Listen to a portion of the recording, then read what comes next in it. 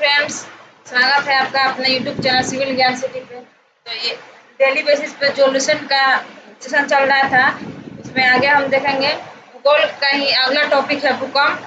ठीक है, चलिए स्टार्ट करते हैं फर्स्ट क्वेश्चन से। क्वेश्चन है प्रत्यास्थ पुनर्संचलन सिद्धांत निम्नलिखित में से किसकी उत्पत्ति की व्याख्या करता है? प्रत्यास्थ पुनर्संचलन सिद्धांत।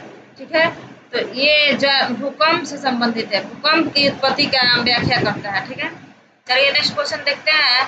भूकंप की उत्पत्ति से संबंधित प्रत्यास्थ पुनर्संचलन सिद्धांत का प्रतिपादन किसने किया? इसका प्रतिपादन किसने किया था?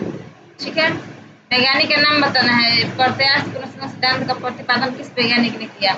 ये रीड नामक वैज्ञानिक ने किया था। ठीक है, चलिए नेक्स्ट क्वेश्चन देखते हैं। पृथ्वी की आंतरिक संरचना की विश्वसनीय जानकारी प्राप्त करने का सबसे प्रमुख स्रोत है।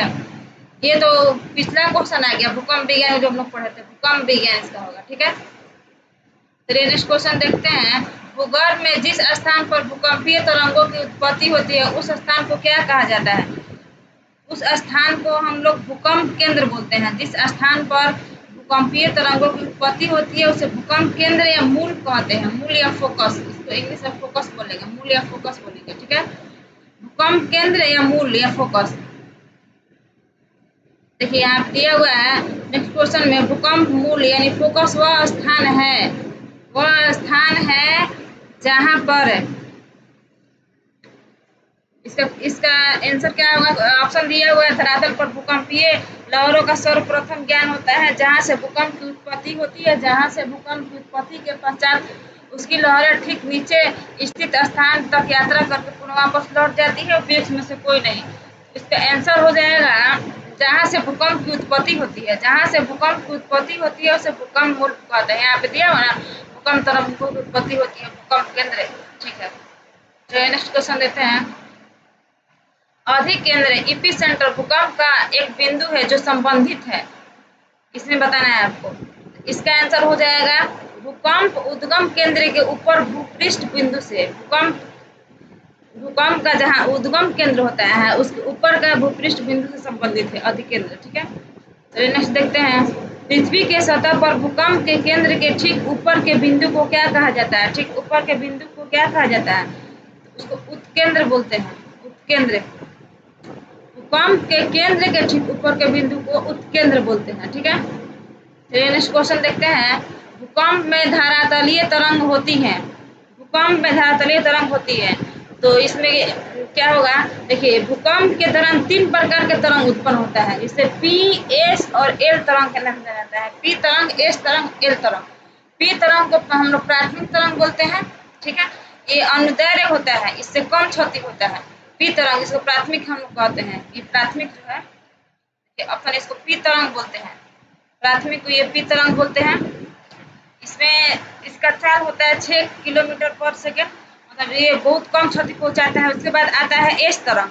एस तरंग अनुप्रस्थ होता है, यानी ये द्रव पर नहीं चलता है, ये द्रव पर नहीं चल सकता है तरल पदार्थों पे, और इसका चाल होता है 3 किलोमीटर प्रति किलोमीटर, 3 किलोमीटर प्रति सेकंड होता है। एक होता है एल तरंग। एल तरंग को हम लोग धरातलीय तरंग भी कहते हैं। क्वेश्चन है धरातलीय तरंग। एल तरंग को हम लोग धरातलीय तरंग भी कहते हैं। इसका गति बहुत कम होता है, गति कम होगा क्षति ज्यादा पहुंचाएगा। अगर धीमा जितना ही होगा भूकंप बहुत ज्यादा क्षति पहुंचाएगा। इसका गति होता है 1.5 किलोमीटर पर सेकेंड। ठीक है, ये ज्यादा क्षति पहुंचाता है, इसे धरातलीय तरंग भी बोलते हैं।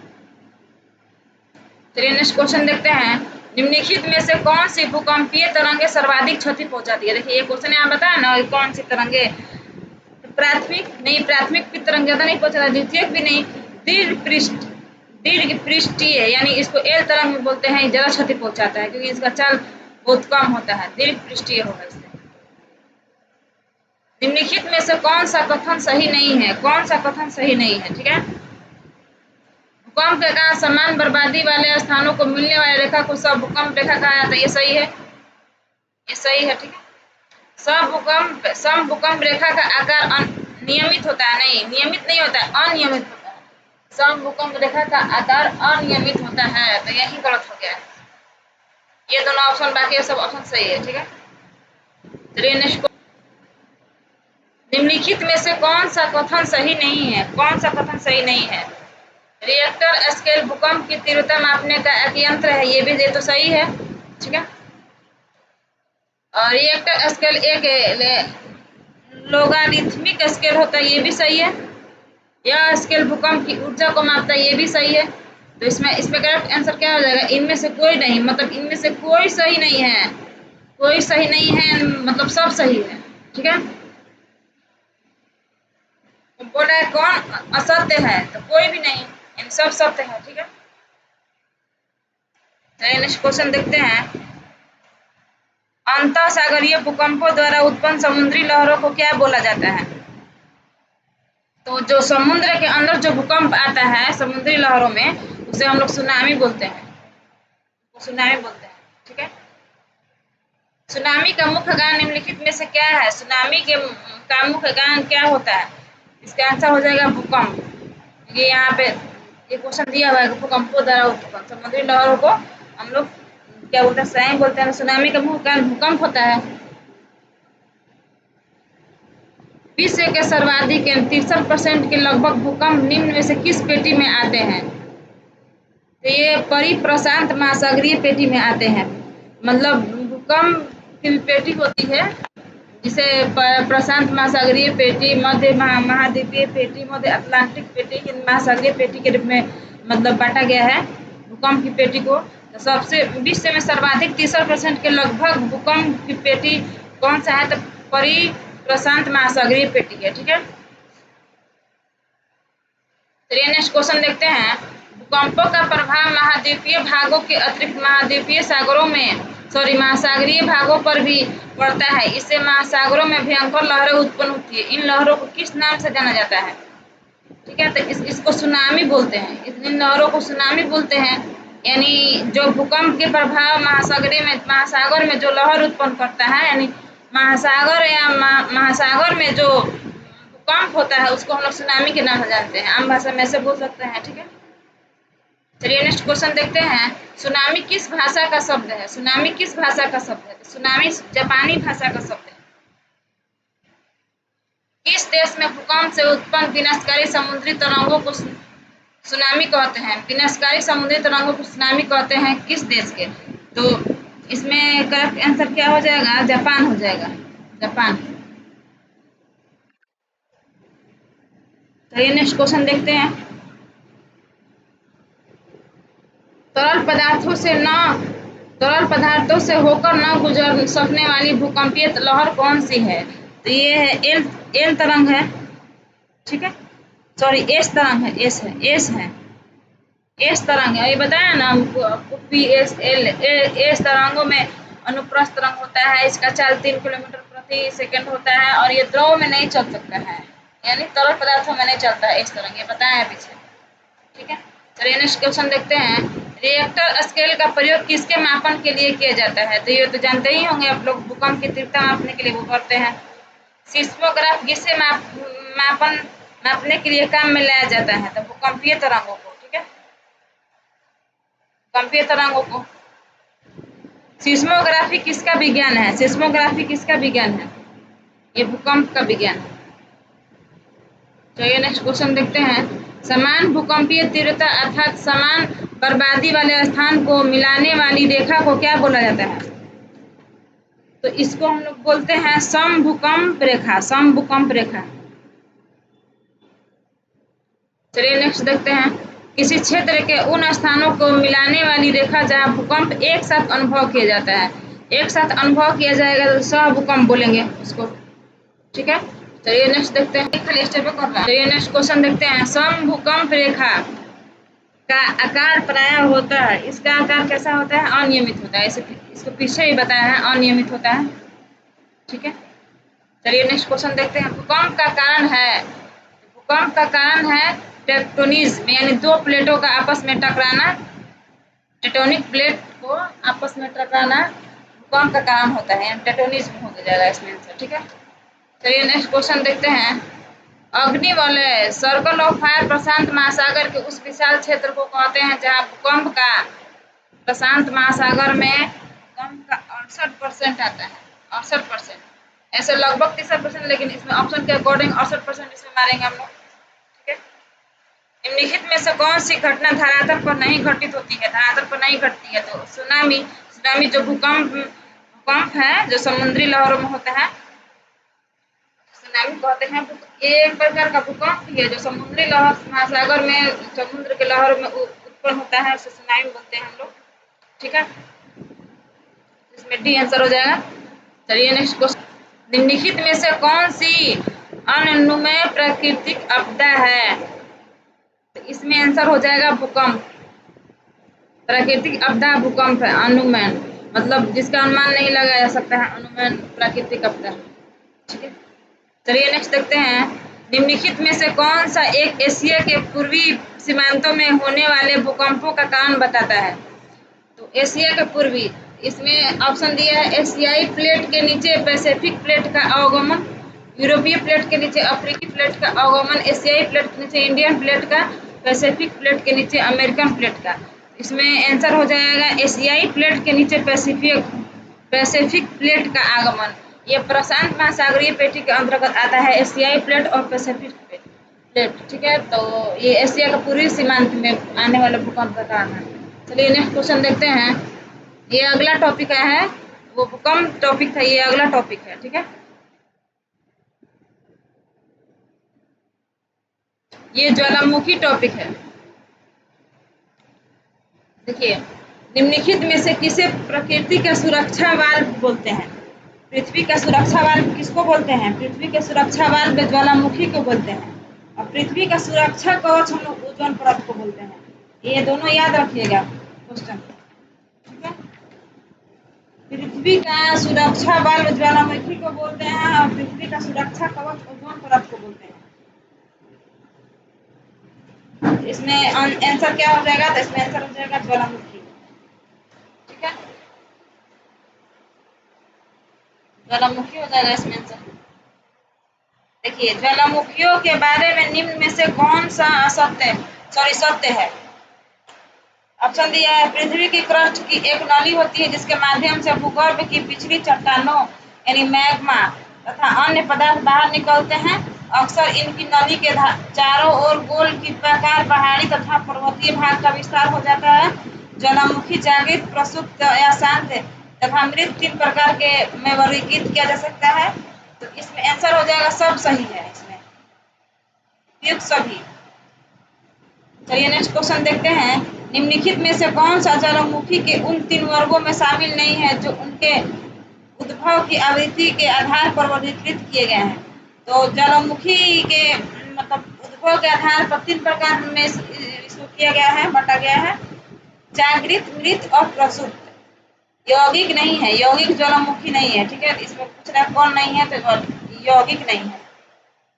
चलिए नेक्स्ट देखते हैं, इस ज्वालामुखी में अक्सर उद्गार होती रहती है, मतलब अक्सर उत्पन्न होता रहता है। कौन सा ज्वालामुखी?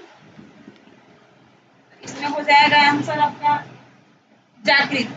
जागृत ज्वालामुखी हर अक्सर उद्गार होता रहता है। ठीक है,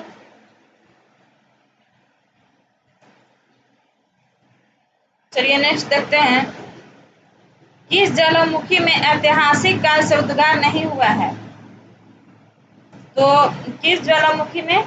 तो मृत ज्वालामुखी में। मृत ज्वालामुखी मतलब उद्गार नहीं होता है ऐतिहासिक काल से। ठीक है, चलिए नेक्स्ट देखते हैं, लंबे समय तक शांत रहने के पश्चात विस्फोट होने वाला ज्वालामुखी क्या कहलाता है? मतलब शांत बहुत समय तक रहेगा, फिर अचानक विस्फोट हो जाएगा, उस ज्वालामुखी को हम लोग क्या बोलते हैं? उस ज्वालामुखी को हम लोग निष्क्रिय ज्वालामुखी बोलेंगे, सॉरी सुषुप्त ज्वालामुखी उसको बोलेंगे। ठीक है, उसको हम लोग सुषुप्त ज्वालामुखी बोलते हैं। जो शांत रहेगा बहुत लंबे समय तक, एकदम मतलब अचानक वो विस्फोट हो जाएगा, उसको सुषुप्त ज्वालामुखी बोलते हैं। ठीक है, पृथ्वी की पपड़ी यानी अर्थ क्रस्ट की ठोस चट्टानों के नीचे जो पिघला पदार्थ है जो कभी कभी ज्वालामुखी के उद्गार के साथ धरती की ऊपरी तल पर आ जाता है, उसे क्या कहते हैं? मैग्मा कहते हैं। मैग्मा कहते हैं, जो पृथ्वी के क्रस्ट से निकलता है, तल तरल पदार्थ के रूप में निकलता है, पिघला हुआ पदार्थ को उसे मैग्मा बोलते हैं। पहले अश्रु की उत्पत्ति कब होती है? इसका इसका क्या आंसर हो जाएगा? इसका आंसर होगा, देखिए इसमें आंसर होगा ज्वालामुखी उद्गार के समय। ज्वालामुखी जब उत्पन्न होता है, उद्गार होता है उस समय। ठीक है, तो ये नेक्स्ट देखते हैं। ज्वालामुखी में जलवाष्प के अलावा मुख्य गैसें होती हैं। ज्वालामुखी में कौन कौन सी गैसें होती हैं? तो इसमें होती हैं कार्बन डाइऑक्साइड, हाइड्रोजन और नाइट्रोजन होता है। इसका ऑप्शन करेक्ट आंसर सी हो जाएगा। ज्वालामुखी उद्गार के फलस्वरूप प्राप्त लावा एवं धरातलीय चट्टानों के टुकड़े को सम्मिलित रूप से क्या कहा जाता है? तो इसको हम लोग बोलेंगे पायरोक्लास्ट। पायरोक्लास्ट इसको बोलते हैं। ठीक है, इसको हम लोग क्या बोलेंगे? इसको पायरोक्लास्ट बोलेंगे। पायरोक्लास्ट। देखिए क्रेटर तथा कैल्डेरा स्थलाकृतियों निम्नलिखित में से किससे संबंधित है? क्रेटर और कैल्डेरा, तो ये संबंधित है ज्वालामुखी क्रिया। देखिए जब पृथ्वी के अंदर से जब मैग्मा के रूप में मतलब निकलता है पदार्थ, उसे हम लोग ज्वालामुखी बोलते हैं। जो ठीक है, और मैग्मा जिस छिद्र से निकलता है उसे ज्वालामुखी छिद्र बोलते हैं। और जब ये ज्वालामुखी छिद्र बड़ा हो जाएगा, जब ये ज्वालामुखी छिद्र बड़ा हो जाता है तो उसे क्रेटर बोलते हैं। और जब क्रेटर हल्का बड़ा हो जाएगा तो उसको कैल्डेरा बोलते हैं। तो क्रेटर और कैल्डेरा स्थलाकृतियां ज्वालामुखी क्रिया में उत्पन्न होती है। ठीक है, निम्नलिखित में से कौन सी स्थलाकृति ज्वालामुखी क्रिया से संबंधित नहीं है? जो अभी बताएं, क्रेटर कैल्डेरा तो होता है और गेसर भी होता है। कौन सा नहीं होता है? तो फ्योर्ड नहीं होता। ठीक है, किस स्थलाकृति का निर्माण ज्वालामुखी क्रिया से नहीं होता है? किस स्थलाकृति का निर्माण? तो ये हो जाएगा विसर्प।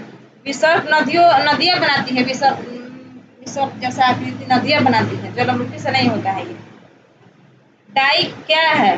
डाइक क्या है? तो ज्वालामुखी निर्मित आंतरिक स्थलाकृति। ज्वालामुखी द्वारा निर्मित जो अंदर की स्थलाकृति है उसे डाइक बोलते हैं। ठीक है, चलिए नेक्स्ट क्वेश्चन देखते हैं। कैल्डेरा संबंधित है, अभी ये क्वेश्चन है ज्वालामुखी से संबंधित है। वो कौन सा महाद्वीप है जहाँ एक भी ज्वालामुखी नहीं है? तो वो महाद्वीप है ऑस्ट्रेलिया, जहाँ पे एक भी ज्वालामुखी नहीं है। और एक है अंटार्कटिका, यहाँ भूकंप नहीं होता है। और एक है यूरोप, यहाँ मरुस्थल नहीं है। ये याद रखिएगा आप लोग। यहाँ से मतलब 3 क्वेश्चन बन गया कि वह कौन सा महाद्वीप है जहाँ ज्वालामुखी नहीं है? तो ऑस्ट्रेलिया। वो कौन सा महाद्वीप है जहाँ भूकंप नहीं आता है? तो अंटार्कटिका, जो सबसे लास्ट में होता है, मतलब ऊपर नीचे लास्ट में होता है पृथ्वी का, अंटार्कटिका। और एक है यूरोप, जहाँ मरुस्थल नहीं है। ये तीनों याद रखिएगा क्वेश्चन। अग्नि वलय या सेंटर ऑफ फायर किसे बोला जाता है? इसे प्रशांत बोला जाता है। इस सब कोई जानता होगा। प्रशांत परिमेखना को हम लोग सर्किल ऑफ फायर बोलते हैं। लैकोलिथ संबंधित है। लैकोलिथ संबंधित है, ये ज्वालामुखी से संबंधित है। ठीक है, नेक्स्ट क्वेश्चन है ब्रैंडफोर्ड के विषय में कौन सा सत्य है? कौन सा सत्य है? तो इसमें हो जाएगा ज्वालामुखी क्षेत्रों का एक छिद्र जिसमें गर्म एवं गहरे रंग का द्रव कीचड़ बाहर निकलता है। ये तो सही है। इसके साथ इसके साथ सामान्यतः केसर पाया जाता है। ये भी सही है। ब्रैंडफोर्ड यूएसए के येलो स्टोन नेशनल पार्क में पाया, ये भी सही है। तो इसमें करेक्ट आंसर उपयुक्त सभी हो जाएगा। ठीक है, चलिए नेक्स्ट क्वेश्चन देखते हैं। विश्व में सर्वाधिक जागृत ज्वालामुखी कहाँ है? सबसे ज्यादा जागृत ज्वालामुखी कहाँ है? ठीक है, इसका हो जाएगा प्रशांत महासागर के आसपास। प्रशांत महासागर की पेटी में सर्वाधिक 63% से अधिक भूकंप आता है, तो वहाँ सर्वाधिक ज्वालामुखी है। ठीक है, नेक्स्ट क्वेश्चन देखते हैं। विश्व की अधिकांश ज्वालामुखी घटनाएं घटित होती हैं। क्यों घटित होती हैं? तो विनाशकारी प्लेटों के किनारे। विनाशकारी प्लेटों के टकराने से नहीं, विश्व की अधिकांश ज्वालामुखी घटनाएं घटित होती है विनाशकारी प्लेट किनारों पर। देखिए विश्व के अधिकांश सक्रिय ज्वालामुखी पाए जाते हैं। सक्रिय ज्वालामुखी कहाँ पाया जाता है? सक्रिय ज्वालामुखी पाया जाता है नवीन मुर्दार पर्वतीय क्षेत्रों में, नवीन मुर्दार पर्वतीय क्षेत्रों में सक्रिय ज्वालामुखी पाया जाता है। प्रशांत महासागर के चारों तरफ स्थित ज्वालामुखी की पेटी क्या कहलाती है? तो प्रशांत महासागर को रिंग ऑफ फायर बोलते हैं, अग्नि श्रृंखला। ये पीछे क्वेश्चन हम लोग पढ़े हैं ना, प्रशांत महासागर को सर्कल ऑफ फायर बोलते हैं, ठीक है, अग्नि श्रृंखला। चलिए नेक्स्ट क्वेश्चन देखते हैं। विश्व के अधिकांश सक्रिय ज्वालामुखी किस क्षेत्र में पाया जाता है? इसमें क्या हो जाएगा? इसमें हो जाएगा परिप्रशांत पेटी में। सक्रिय ज्वालामुखी सबसे ज्यादा परिप्रशांत में पाया जाता है। निम्नलिखित में से कौन सा ज्वालामुखी पर्वत का उदाहरण नहीं है? तो माउंट ब्लैक उदाहरण नहीं है। एटना है जो इटली में है, फ्यूजियामा है जापान में है, किलिमंजारो भी है ज्वालामुखी पर्वत, ये नहीं है, माउंट ब्लैक नहीं है, ठीक है। चलिए नेक्स्ट देखते हैं। विश्व का सबसे ऊंचा ज्वालामुखी पर्वत कोटोपैक्सी कहाँ है?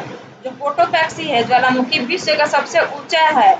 ये कोटोपैक्सी कहाँ है? तो इक्वाडोर में, याद रखिएगा, ये इंपॉर्टेंट क्वेश्चन है, ठीक है। स्ट्रम्बोली किस प्रकार का ज्वालामुखी है? स्ट्रम्बोली जागृत है, जागृत ज्वालामुखी है ये स्ट्रम्बोली जागृत है जो इटली में है, स्ट्रम्बोली इटली में है, ठीक है, ये जागृत है। मृत ज्वालामुखी किलिमंजारो किस देश में स्थित है? किलिमंजारो किस देश में है? तो किलिमंजारो तंजानिया में है। किलिमंजारो एक पर्वत भी है अफ्रीका का सबसे बड़ा पर्वत है जो किलिमंजारो, ठीक है, जो तंजानिया में पाया जाता है, तंजानिया में है, ठीक है। चलिए नेक्स्ट देखते हैं। फ्यूजियामा किस देश का ज्वालामुखी पर्वत है? तो फ्यूजियामा जापान में है, जो सुषुप्त है, ठीक है, सॉरी मृत है, ये मृत ज्वालामुखी है, फ्यूजियामा मृत है, ठीक है। चलिए नेक्स्ट देखते हैं। निम्नलिखित में से किसे भूमध्य सागर का लाइट हाउस कहते हैं? भूमध्य सागर का लाइट हाउस किसको बोलते हैं? सिसिली का स्ट्रम्बोली जो इटली में है उसको हम लोग भूमध्य सागर का लाइट हाउस बोलते हैं, ठीक है। जो फ्यूजियामा है ना, फ्यूजियामा जापान में है, ये सुषुप्त है, यहाँ बता लीजिएगा, ये सुषुप्त। ओसा मैग्ना है एक, क्या है? तो ये भी एक ज्वालामुखी है, ठीक है। एयरबस ज्वालामुखी कहाँ स्थित है? एयरबस, तो ये अंटार्कटिका में है, एयरबस अंटार्कटिका में है। इरेबस, इसको इरेबस ही बोलते हैं, एयरबस भी बोलते हैं, ठीक है। माउंट एटना ज्वालामुखी किस द्वीप में है? माउंट एटना ये तो इटली में है, लेकिन किस द्वीप पर है? तो सिसिली द्वीप पर है। चलिए नेक्स्ट क्वेश्चन देखते हैं। निम्नलिखित में से कौन सा एक ज्वालामुखी पर्वत नहीं है? Fujiyama, Andes, Vesuvius, Vosges. इसमें वासजेज हो जाएगा जो एक ज्वालामुखी पर्वत नहीं है। चलिए नेक्स्ट क्वेश्चन देखते हैं। विसुवियस ज्वालामुखी किस देश में है? विसुवियस इटली में है। विसुवियस कहाँ है? तो इटली में है, ये भी सुषुप्त है। चलिए नेक्स्ट देखते हैं। मौना लोआ उदाहरण है। मौना लोआ किसका उदाहरण है? ये उदाहरण है, सक्रिय ज्वालामुखी है जो अमेरिका के हवाई द्वीप पे है, मौना लोआ, ठीक है, ये सक्रिय है।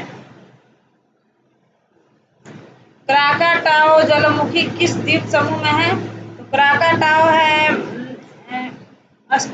स्पेट्ली द्वीप समूह में है, और किस देश में है? तो ये इंडोनेशिया में है। क्राकाटोआ इंडोनेशिया में है, ये भी सुषुप्त है, ठीक है।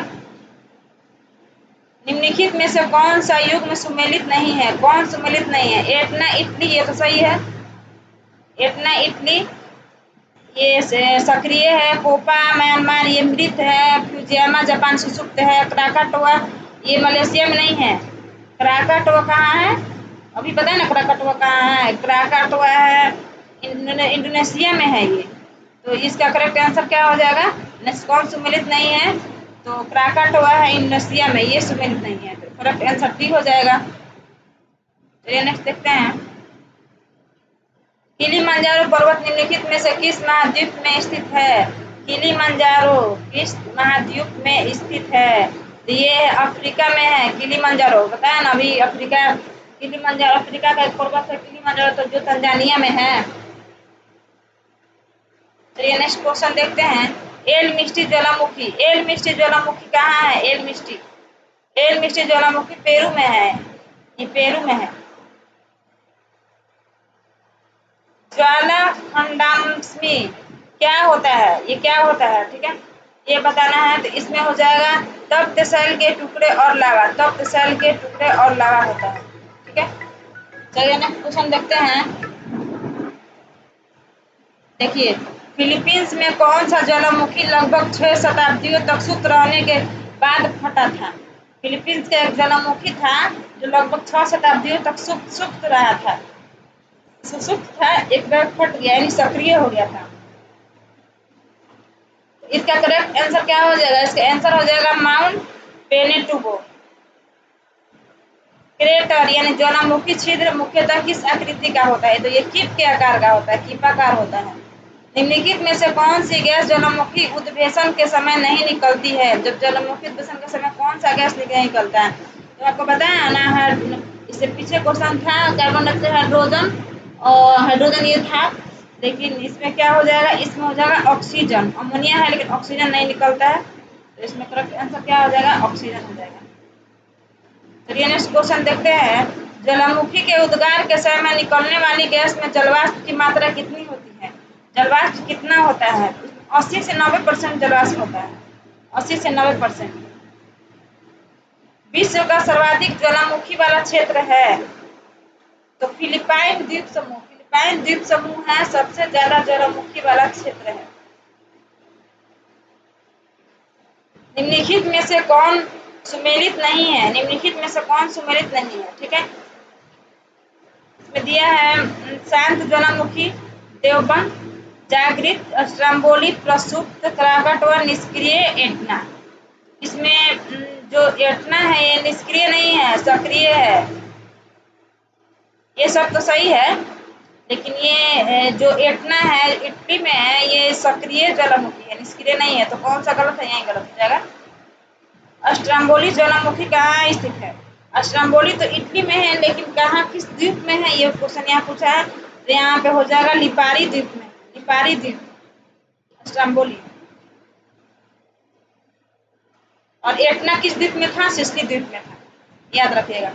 निम्नलिखित में से कौन विश्व का सबसे ऊंचा ज्वालामुखी है? विश्व का सबसे ऊंचा, ये तो क्वेश्चन पहले ही आया था, माउंट किलिमंजारो था, सॉरी माउंट कोटोपैक्सी था जो इक्वाडोर में है सबसे ऊंचा।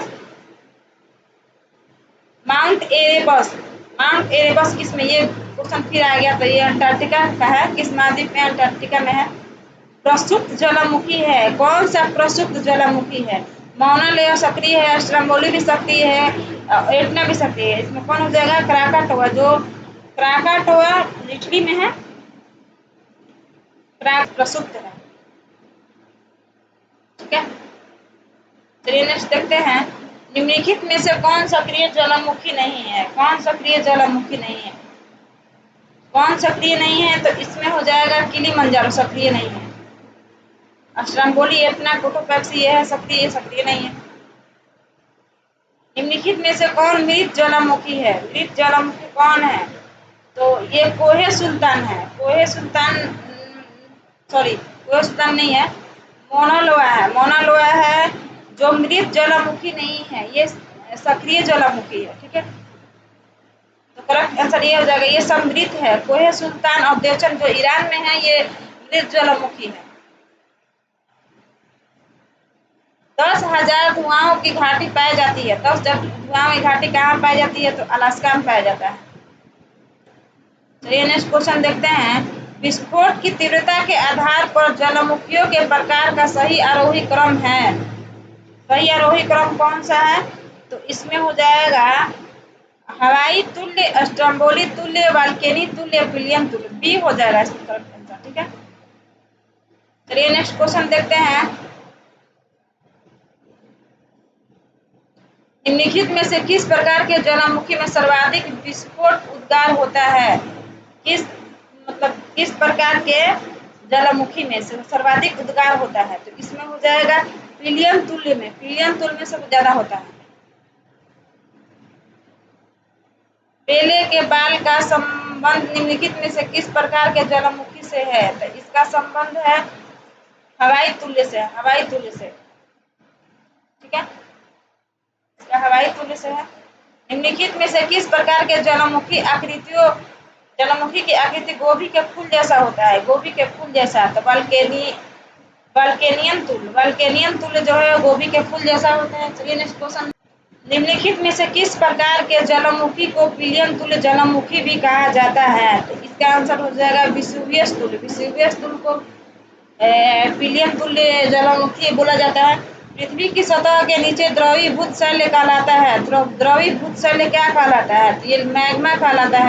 ज्वालामुखी रिंग ऑफ फायर घेरा, ये तो जानते हैं प्रशांत महासागर को रिंग ऑफ फायर बोलते हैं, इसमें गलत आंसर ये हो जाएगा। चलिए नेक्स्ट देखते हैं। ज्वालामुखी की सक्रियता अधिक पाई जाती है, ज्वालामुखी सबसे ज्यादा सक्रिय कहाँ होता है? तो ज्वालामुखी सबसे ज्यादा सक्रिय जापान में होता है, सबसे ज्यादा जापान में होता है, ठीक है। चलिए नेक्स्ट क्वेश्चन देखते हैं। संसार का सर्वाधिक सक्रिय ज्वालामुखी है, सबसे ज्यादा सक्रिय ज्वालामुखी, ये क्वेश्चन है, ठीक है। तो किलायु है, किलायु, किलायु सबसे ज्यादा है, ठीक है। हाल ही के दिनों में सबसे विनाशकारी ज्वालामुखियों में से एक किलायु ज्वालामुखी रहा है, यह कहाँ स्थित है? तो ये हवाई द्वीप में है, हवाई द्वीप में है, ठीक है। चलिए हम अपना सेशन यहीं पे एंड करते हैं। आप लोग सेशन को लाइक कीजिए और ज़्यादा से ज़्यादा देखिए कि ये बहुत इम्पोर्टेंट ये सेशन चल रहा है, ठीक है। चलिए थैंक यू।